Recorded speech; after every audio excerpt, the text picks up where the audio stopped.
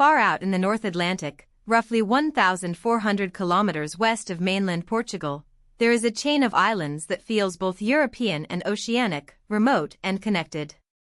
This is the Azores, an autonomous region of Portugal and one of the most distinctive archipelagos in the Atlantic. On a map, the islands look small, scattered across an enormous blue space between Europe and North America.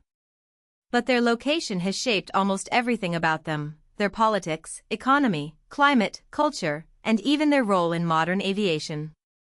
The Azores are not just a tropical-looking island escape.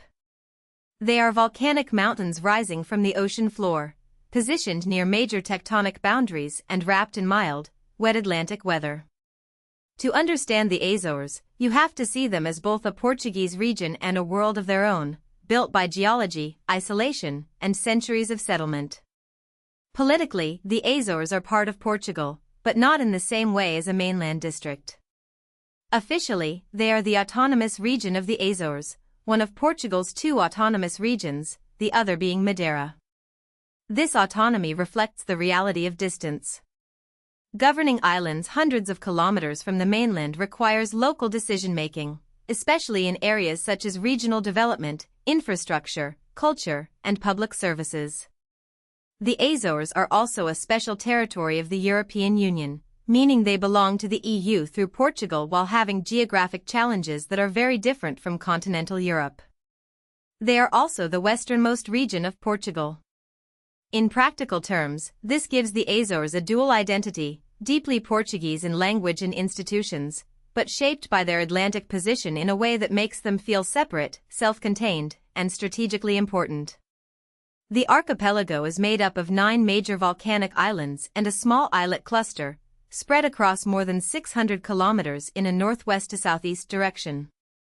These islands are usually grouped into 3 sections. In the western group are Flores and Corvo, the most isolated of the main islands. In the central group are Graciosa, Terceira, São Jorge, Pico, and Faial. In the eastern group are São Miguel, Santa Maria, and the Formigas islets. This grouping matters because the Azores are not one compact island destination. Traveling between islands can feel like moving between separate landscapes, histories, and communities. São Miguel is the largest and most populated, while Corvo is tiny and remote. Pico is dominated by Portugal's highest mountain, while other islands are known for pastures, coastlines, or historic towns. Together, they form a region, but each island has its own character. Geologically, the Azores are the product of volcanic activity. Every major island has volcanic origins, though not all have been active in recorded history. Santa Maria, for example, has had no recorded volcanic activity since the islands were settled several centuries ago. Others carry more obvious volcanic signatures: crater lakes, lava fields, steep cones, geothermal areas, and black rock coastlines. The islands sit near the Azores Triple Junction, a seismically active area where the North American, Eurasian, and Nubian tectonic plates meet. That makes the region part of a dynamic boundary zone rather than a stable patch of ocean floor. Earthquakes and volcanic processes have played a major role in shaping the terrain. The beauty of the Azores is closely tied to this instability. The same forces that make the region geologically active also created its mountains, valleys, cliffs, and fertile volcanic soils. The most dramatic symbol of this volcanic landscape is Mount Pico, on the island of Pico. At 2,351 meters above sea level, it is the highest point in Portugal. But that measurement tells only part of the story. Like many oceanic volcanoes, Pico rises from the seafloor, meaning the full mountain is far larger than what appears above the waterline. If measured from its base at the bottom of the Atlantic to its summit, Pico and the Azorean volcanic structures rank among the tallest mountains on Earth. This perspective changes how the islands should be imagined. They are not simply land sitting in the ocean, they are the visible peaks of enormous underwater mountains. The inhabited landscapes, towns, vineyards, pastures, and roads are all built on the uppermost portions of a much larger volcanic system hidden beneath the waves. The climate of the Azores is one of the reasons the islands feel so different from many other places at similar latitudes. The region has a mild maritime climate, strongly influenced by the surrounding Atlantic and by the Gulf Stream. Because the ocean heats and cools more slowly than land, temperatures remain relatively stable throughout the year. Daytime temperatures in major population centers usually range between about 16 and 25 degrees Celsius, depending on the season. Extreme heat above 30 degrees or cold below 3 degrees is essentially unknown in the main settled areas. This does not mean the weather is always sunny. The Azores are famously changeable, generally wet and cloudy, with conditions shifting quickly. Fog, drizzle, sunshine, and wind can appear in the same day, especially because the island's mountains interact with moist Atlantic air. This mild, wet climate has helped shape the Azorean economy, especially agriculture and dairy farming. The islands are known for green landscapes, and that greenness is not accidental. Frequent rainfall and moderate temperatures support pastures where livestock can graze for much of the year. Dairy farming has long been one of the region's important activities, alongside broader agriculture and livestock raising. Volcanic soils can be fertile, and the climate reduces some of the stresses found in hotter or colder regions. Fishing is another important traditional industry, which makes sense for a community spread across islands in the middle of the Atlantic. For centuries, food systems, livelihoods, and settlement patterns had to adapt to an island environment, limited land, strong dependence on the sea, and the need to make productive use of terrain shaped by volcanic slopes and ocean weather. In more recent decades, tourism has become a major service activity in the Azores. The appeal is not based on dense resorts or urban spectacle, but on landscapes, crater lakes, coastal cliffs, volcanic formations, whale watching, hiking routes, hot springs, and quiet towns.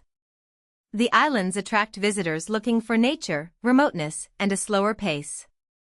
Tourism has created opportunities, but it also brings the challenge of balancing growth with preservation.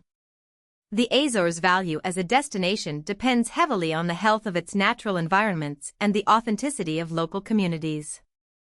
Too much pressure could damage exactly what makes the islands appealing. As a result, the region's tourism identity is often tied to sustainability, outdoor exploration, and the idea of experiencing an Atlantic landscape rather than simply consuming a beach holiday.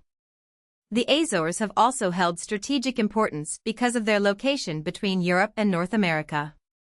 In the 20th century, and to some extent into the 21st, the islands served as a waypoint for aircraft crossing the Atlantic, especially for refueling. Before modern long-range aviation became routine, mid-ocean stopping points were extremely valuable. The Azores offered a Portuguese-controlled position in the Atlantic where aircraft and ships could break long journeys. This role highlights a larger truth about the islands. Their remoteness can be a disadvantage for daily life, but a major advantage in global movement. They sit in a place where routes converge across the ocean.